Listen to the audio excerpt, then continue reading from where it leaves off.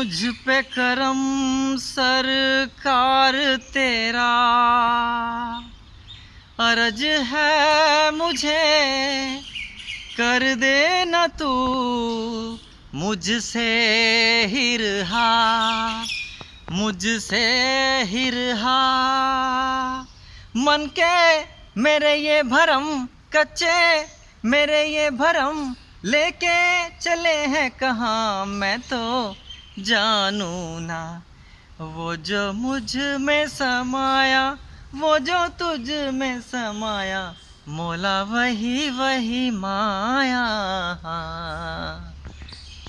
नमस्कार दोस्तों, मैं हूँ रहीश और मैं आ पहुँचा हूँ इस वक्त हरियाणा के गांव पटौदी से दिल्ली में।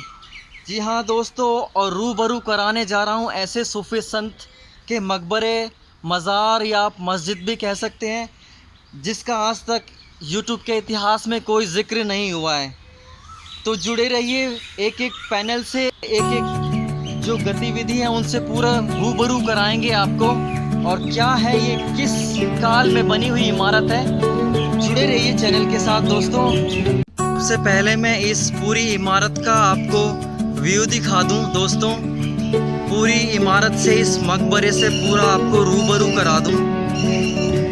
देखिए कितनी प्यारी नक्काशी की गई है, कुछ उर्दू और कुछ फारसी में यहाँ पे कुछ शब्द लिखे गए हैं। और देखिए कितनी ऊंचाई पे ये गुंबद है, और साथ ही साथ इसके इर्द गिर्द में जो मुझे कुछ कब्रें दिखाई देती हैं उनसे भी मैं आपको रूबरू कराऊंगा। और इस एरिया के चारों ओर इस तरह की दीवार बनाई गई है जिसमें इस तरह के ये हॉल स्थापित किए गए हैं, जैसे तुगलक वंश में स्थापित किए गए थे बाहरी शक्तियों से रक्षा के लिए। देख सकते हैं आप चारों ओर इस दीवार के सब इसी प्रकार के हॉल मुझे समान दिखाई दे रहे हैं, ये देख सकते हैं। और ये मेरे जो बीच में दिखाई दे रहा है यही उस सूफी संत का मकबरा है जहां उनकी कब्र बनाई गई है। देखते रहिए दोस्तों। तो मखदूम साहब का ये मकबरा बताया गया है और इतिहास के पन्नों में बहुत ही कम जिक्र है।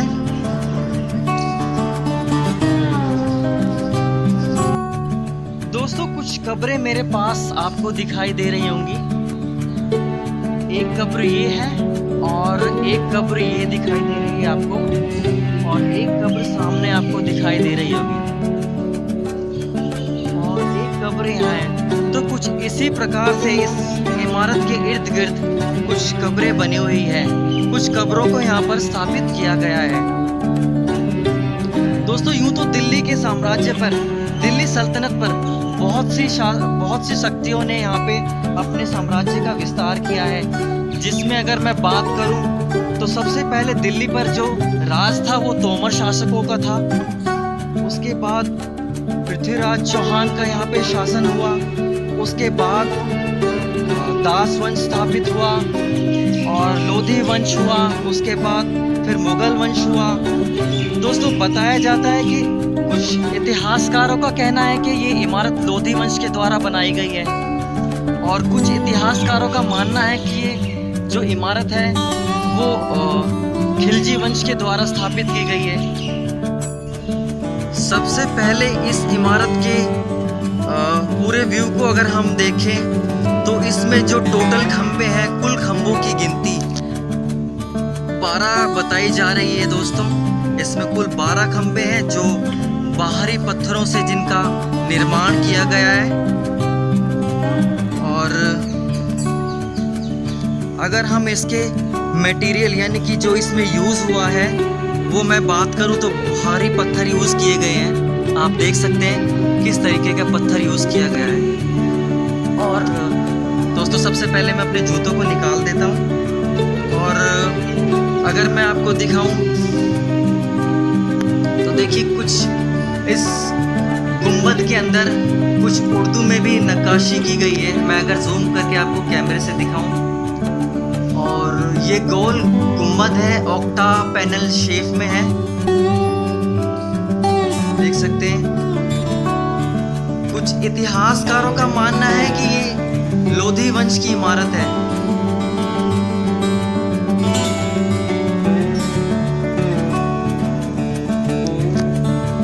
और ये जो आप देख रहे हैं कलाकृतियां जो इसके ऊपर स्थापित की गई हैं, ये कलाकृतियां मुगल वंश से जुड़ी हुई नहीं है।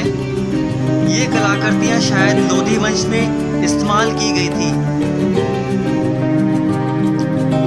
दोस्तों, ये है मखदूम साहब की कब्र। जी हाँ, ये है मखदूम साहब का मज़ार, जिन्होंने यहाँ पर इबादत की थी और कुछ सालों तक वो अपनी इबादत में लीन रहे। उसके बाद उनका मकबरा यहाँ पर स्थापित कर दिया गया। और चलिए मैं आपको रूबरू कराता हूँ अब एक ऐसे स्थान से जिसे मस्जिद के रूप में भी उपयोग में लाया गया। दिल्ली की सल्तनत पे अनेकों बादशाहों ने राज किया। कुछ बादशाह और कुछ शासक अपने साम्राज्य का विस्तार करने में लीन हुए थे, तो दूसरी तरफ एक ऐसा शख्स जिसे मखदूम के नाम से जाना गया और जिसका इतिहास के पन्नों में आज तक कोई जिक्र नहीं है, और उसने कुछ समय अपने इबादत में लगाए और यहाँ अपना एक मखदूम सब्जवारी के नाम से अपना एक स्थान जिसे जाना गया है, जिसे मकबरे के रूप में भी जाना गया है और मस्जिद के रूप में भी जाना गया है। दोस्तों, ये जो आप मेरे पीछे देख रहे हैं, ये जो शेप देख रहे हैं, ये दोस्तों वैसे मुगल काल में भी इसका इस्तेमाल किया जाता था। इसे हम लोग मेहराब के नाम से जानते हैं। देखिए दोस्तों, कितनी सुंदर कलाकृतियाँ यूज़ की गई हैं, कितनी सुंदर कलाकृतियों का इस्तेमाल किया गया है। और सेम वैसे ही ऊपर भी आपको एक गुम्बद दिखाई दे रहा होगा। तो ये जाके सीधा उस मेहराब पे मिलता है। ये वाला हिस्सा अगर मैं यहाँ से शुरू करूँ तो ये हिस्सा जाके 20 फुट के आसपास, 20 से 25 फुट के आसपास ये वहाँ पे रुकता है, जहाँ पे छोटा मेहराब दिया गया है। और अगर मैं इस सामने के इधर जो चौक दिखाई दे रहा है, इधर आता हूँ और फ्रंट में अपना मुंह करता हूँ, तो मुझे यहाँ पे 3, 4, 5, 6 मेहराब दिखाई पड़ते हैं। दोस्तों, आपने बहुत से इतिहासकारों के ज़रिए सुना भी होगा या वैसे भी आपने जाना होगा, जो मुग़ल कालीन में होता है सबसे पहले मेहराब को पहला दर्जा दिया जाता है। जितनी भी मुग़ल इमारतें हैं या लोधी वंश की इमारतें हैं, उन्होंने मेहराब को एक पहला दर्जा दिया था।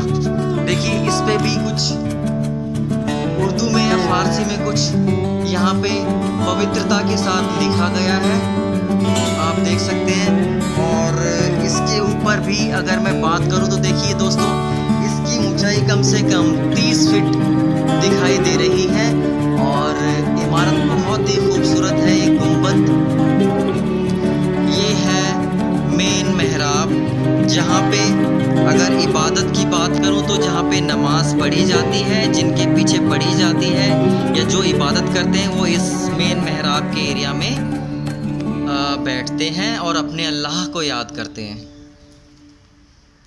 ऐसे ही यहाँ पे कुछ छोटे मेहराब दिए हुए हैं और ये बिल्कुल आगे जाके ये इमारत वहाँ पे रुक जाती है। दोस्तों, अगर इस इमारत की मैं मोटाई की बात करूं तो देखिए, इसका एक एक पैनल, इसका जो एक एक चैनल यहाँ पे बना हुआ है, ये बाहरी पत्थरों से बना हुआ है। और टोटल इसमें 8 ऐसे खंबे दिए हुए हैं, ऐसे पिलर दिए हुए हैं, जिनके ऊपर यह पूरी इमारत रुकी हुई है।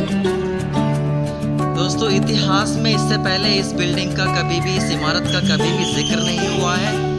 और दोस्तों, मेरा आपको ब्लॉग और मेरे द्वारा बताई गई जानकारी अच्छी लगे तो प्लीज़ चैनल को लाइक और सब्सक्राइब ज़रूर करना, और लाता रहूँगा आपके लिए ऐसे ऐसे हिस्टोरिकल प्लेसों के बारे में, हिस्टोरिकल बिल्डिंग्स और इमारतों के बारे में पूरी जानकारी।